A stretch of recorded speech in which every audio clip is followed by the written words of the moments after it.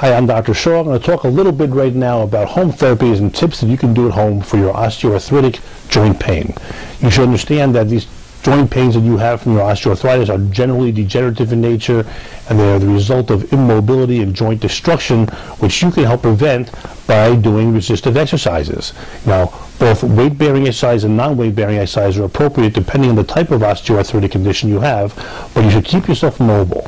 If you don't keep yourself mobile, you can be sure that these joint conditions will progress over time. Now, in the same vein, you want to make sure you don't over-exercise, because taking joints which are relatively not strong and relatively unstable because they're degenerative can also accelerate if you overdo it. So if you're a marathon runner, you're not going to be doing that anymore, but you might want to go on your treadmill and do a slow walk and keep those joints moving.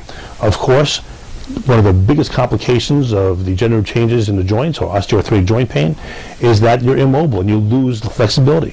So working on maintaining flexibility and keeping the joint healthy in that way is encouraged, and there are a million different ways to do this, starting from yoga or taking classes in a local gym or just being at home and doing some gentle, safe stretching.